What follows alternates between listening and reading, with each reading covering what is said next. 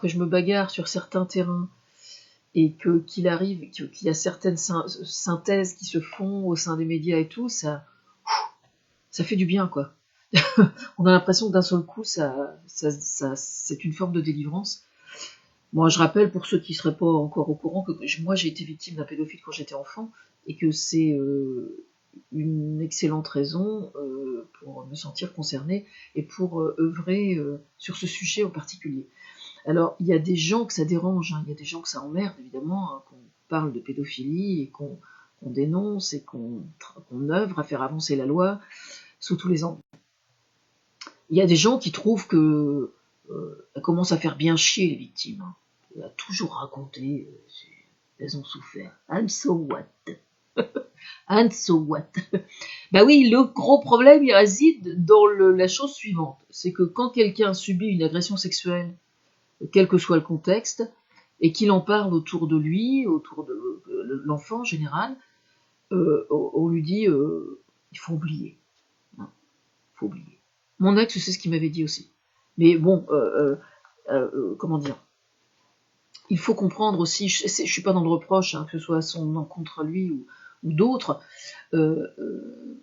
parce que ce qui se passe en vérité, c'est que les gens sous-estiment entièrement la gravité des répercussions psychologiques qu'ont ces gestes déplacés et ces agressions sur les enfants. Ce sont, quand on dit que juridiquement c'est un crime, c'est pas une formule. On est vraiment mort en dedans. On est vraiment mort. Moi, j'ai été morte intérieurement pendant des années. Pendant des années. D'accord? Je suis revenue à la vie à 17 ans quand j'ai rencontré mon ex, à qui je l'ai dit. J'ai dû pleurer pendant 3 heures au moment où je lui ai dit. C'était la première personne à qui j'en parlais. Ça m'est arrivé à l'âge de 8 ou 9 ans et je lui ai raconté ça, j'avais 17 ans. Vous voyez ce que je veux dire? Pendant tout ce temps-là, j'étais morte. Voilà. Bon, la nécessité d'en parler, eh bien, justement, parlons-en. Flavie Flament, qui a écrit un livre sur le sujet, justement, en étant lu, ça fait boule de neige, parce qu'il y a des victimes qui lisent et qui se disent, qui prennent conscience, justement, que ça, à quel point ça corrobore avec leur histoire personnelle, et qui donc y puisent le courage pour elles faire le nécessaire. C'est pour ça que c'est hyper important, justement, de témoigner. D'accord? Bon.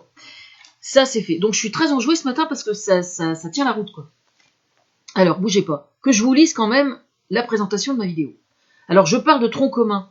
Pédophilie, tronc commun, qui avec toutes les couches de tous les différents contextes se croisent complètement. Je parle de tronc commun parce que ce phénomène, qui paraît-il, en ennuie beaucoup. C'est drôle, ça, non?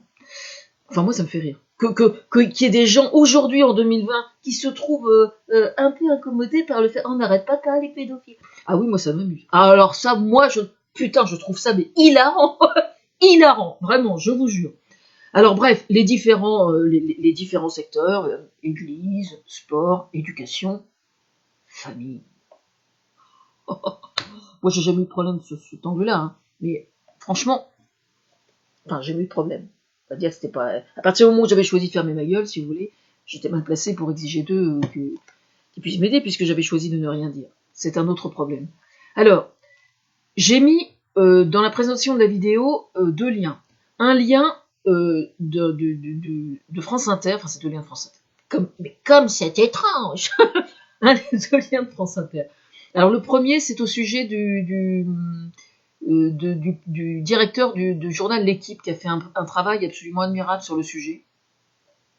Donc il parle d'emprise, évidemment, d'emprise du coach et du manager sur le sportif, évidemment. Et puis le deuxième, c'est ce matin avec Léa Salamé. Donc il y avait Sarah Abitbol qui vient de sortir un livre, Un si long silence.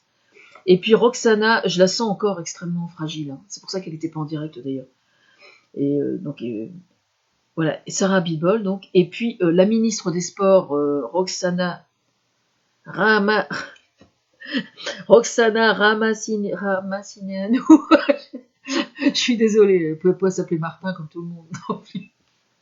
Non mais de toute façon, la ministre des Sports, moi depuis le début, j'ai fait attention à tout ce qu'elle dit et tout ça. Elle est au top. Hein. Alors là, franchement, elle est au top. Elle va pas laisser elle va pas leur faire de cadeau, ça c'est clair. Elle va vraiment faire ce qu'il faut, et je vous raconte même pas l'ampleur du travail. Alors, moi, comment dire, au sujet des Jeux Olympiques, évidemment, j'ai été sollicitée depuis vachement longtemps pour donner mon point de vue sur différents trucs et tout. Bon, j'ai lâché un peu là. C'est une des raisons, c'est là. Il y a un autre problème en fait que j'ai avec les Jeux Olympiques, c'est que je cautionne le fait qu'on reçoive les Jeux Olympiques, mais j'ai un vrai problème de façon générale toujours avec la notion de compétition. Il y a rien à faire, hein, c'est dans ma nature, c'est dans ma nature. J'ai toujours été perdante. C'est vrai, hein, quand je faisais une compétition, je suis un échec scolaire. Mais la notion même de compétition, j'ai tellement pris l'habitude quand j'étais jeune de perdre toujours dès que je faisais une course ou quoi que ce soit, que assez rapidement, en fait, je m'en suis fait un parti. Enfin, je m'en suis, comment on dit, j'ai considéré que c'était une forme d'originalité d'être perdant. En fait. Non, mais j'ai pris conscience très tôt, en fait, que la notion de compétition, on n'en avait rien à branler, en fait, hein, tout simplement. Enfin, moi, personnellement, j'en avais rien à branler. C'est-à-dire que ce qui était important, ça veut pas dire qu'il y a des gens qui vont dire, ah bah oui, mais on peut pas progresser, etc. C'est pas vrai. Moi, je considère qu'à partir du moment où on peut très bien se fixer comme objectif de s'améliorer soi-même par rapport à ses performances habituelles, par exemple. Voilà, moi je faisais de l'athlétisme, j'aime beaucoup l'athlétisme, et donc je faisais évidemment sport individuel, comme par hasard, évidemment, directement lié avec la pédophilie. Hein. Le seul sport co que je faisais, c'était le volleyball, parce qu'on est chacun à côté. Comme ça, je risquais pas d'être bousculé. Voilà, fermez la parenthèse. Alors, ce serait intéressant de connaître, d'ailleurs, sur le nombre d'affiliés dans une fédération de volleyball, quel est le pourcentage d'anciens traumatisés par rapport aux autres sports collectifs. Et alors là, à mon avis, on aura des surprises. Fermez la parenthèse.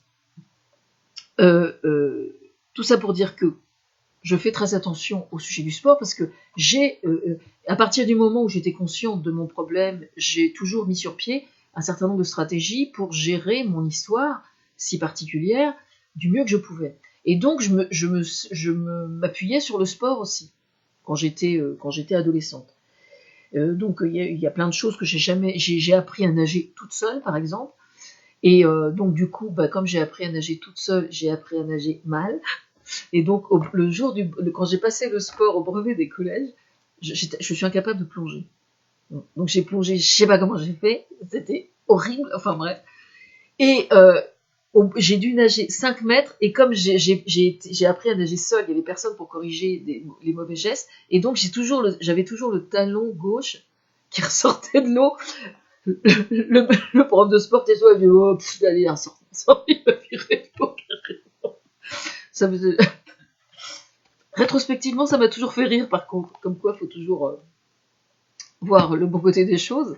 À partir du moment où on rit de soi-même, hein, quelque part, on a trouvé le bon chemin pour se sauver de quand même beaucoup, beaucoup de situations. Ça, c'est une chose. Mais sinon, je faisais de la gym, je faisais des barres asymétriques. Je me démerdais super bien en barres asymétriques. Je faisais le piston. Et dur le piston. Je faisais le piston en barre asymétrique, je me démerdais pas mal. Et puis je courais, je faisais de l'endurance.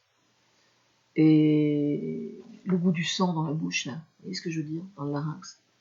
Donc je courais pas mal quand même, on pouvait courir qu'autour de la piste, quoi, à l'époque. C'était au lycée Thomas Corneille à Barentin.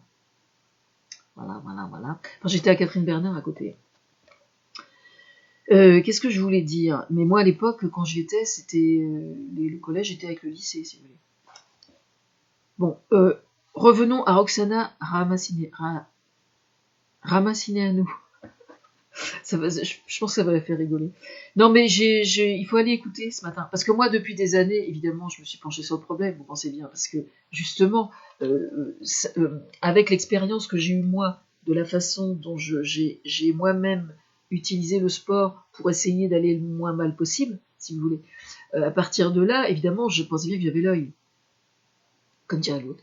Donc, j'ai eu l'œil, évidemment, sur le fait que, évidemment, parmi toutes les branches que j'ai citées, tous les différents spectres, les différents prismes de la société, le sport est